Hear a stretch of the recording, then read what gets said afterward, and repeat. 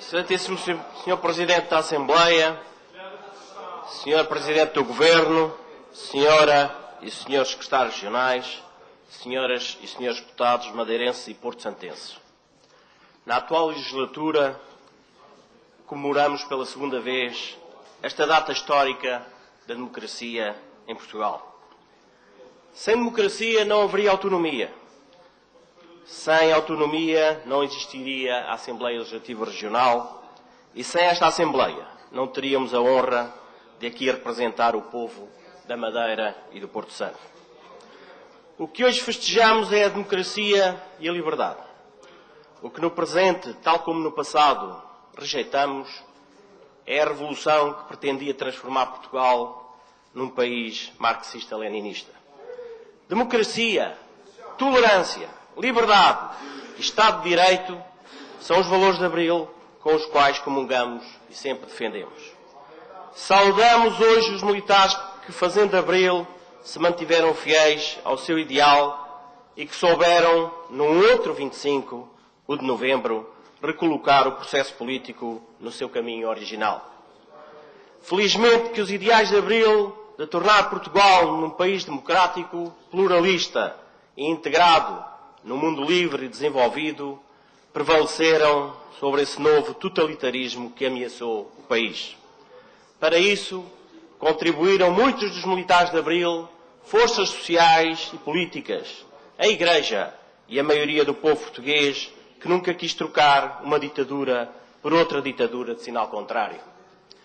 Por todo este conjunto de ordens de razões, exortamos o PSD a concordar connosco, CDS, e celebrarmos nesta Assembleia Legislativa essa outra data histórica do 25 de novembro, pois foi com essa que objetivamente se permitiu consolidar o processo autonómico em Portugal.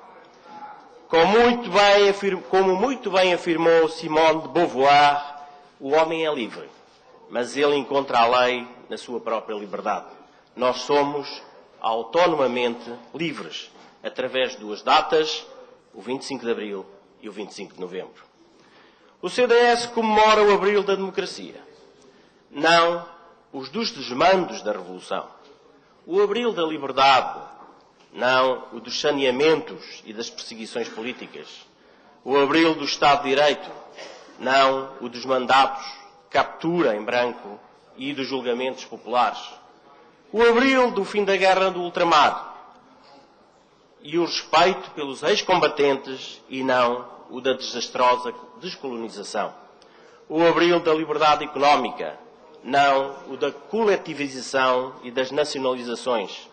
O Abril do poder local e das autonomias, não o do Estado central e dirigista.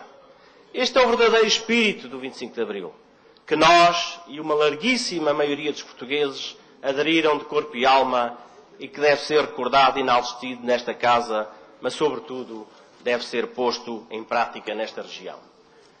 Não basta proclamar que se iniciou um novo ciclo na Madeira. São necessários passos concretos nesse sentido. Não basta a maioria anunciar que se vai negociar, quando, afinal, muitas vezes o que se pretende é continuar a impor a vontade de quem governa. Não venha a maioria dizer, como muitas vezes faz nesta casa, que a oposição não apresenta iniciativas legislativas, quando neste âmbito existem sinais preocupantes de que quem ganhou as eleições continua a recusar o contributo das oposições. Sabemos que durante quase 40 anos fomos governados por uma maioria que subverteu o sistema político, governamentalizando o Parlamento, com um partido que quase sempre confundiu uma maioria absoluta com um poder absoluto. Esse tempo faz parte do passado, mas continua na memória coletiva. De que vale apelar à participação nas eleições quando os governos e os parlamentos têm cada vez menos competências e as grandes decisões são tomadas em Lisboa, em Bruxelas, nos mercados financeiros, ou então por poderes cada vez mais fortes e influentes, sem qualquer controlo e legitimação popular? Ou seja, distantes de tudo e de todos. Os cidadãos pedem à maioria e à oposição humildade e responsabilidade.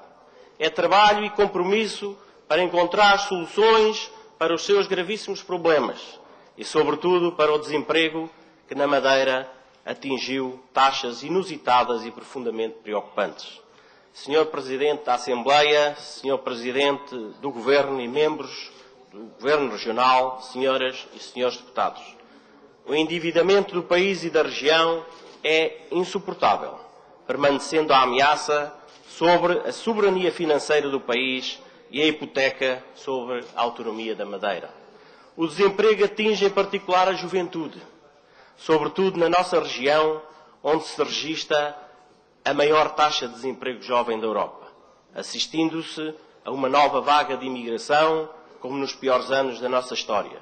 Se somarmos a isto a estagnação da economia e os problemas da viabilidade e competitividade das empresas, conjugado com um visível empobrecimento da classe média e com o acentuar desigualdades sociais, temos uma noção clara do estado da região e do estado do país.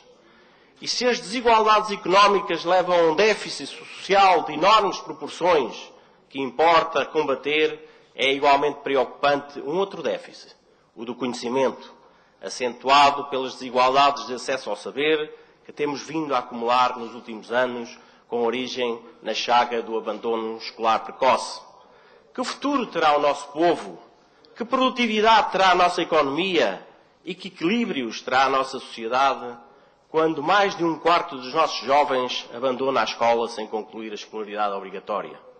Se no presente a dívida é o nosso maior problema, no futuro este déficit do conhecimento é o nosso grande obstáculo à construção de uma terra mais próspera e de uma sociedade mais justa. O combate sem tréguas ao abandono escolar é, com certeza, uma das tarefas mais difíceis, mas, porventura, das mais decisivas que a Madeira tem pela frente. Até porque, se à data do 25 de abril de 74 a Madeira era a parcela do país com a maior taxa de analfabetismo, e hoje, passado 42 anos, essa taxa de insucesso escolar continua das mais elevadas de Portugal. Senhor Presidente da Assembleia, Senhor Presidente e membros do Governo, Senhoras e Senhores Deputados, dentro de 3 anos assinalam-se os 600 anos da descoberta das nossas ilhas. Esta é uma oportunidade única para que, desde já, possamos lançar uma estratégia de credibilização e de afirmação da Madeira no quadro da nação portuguesa e no âmbito da União Europeia, relevando a nossa rica história e a ação desempenhada nas descobertas, reforçando a nossa identidade enquanto povo que acolheu e cruzou civilizações e culturas, valorizando a nossa posição geoestratégica e potenciando a ação das nossas comunidades imigrantes espalhadas pelo mundo. Este momento deve ser aproveitado para dar passos concretos e firmes no caminho que se designou de um novo ciclo na vida da Madeira. O CDS já fez um desafio neste Parlamento para que um pacto fiscal para os próximos 10 anos se possa consolidar e permitir que quer as famílias, quer as empresas possam ser aliviadas gradualmente dessa enorme carga fiscal a que estão sujeitas, que decorreram deste duplo plano de austeridade, o nacional e o regional. Vamos aguardar para quando e como o PSD responderá a este desafio. Senhor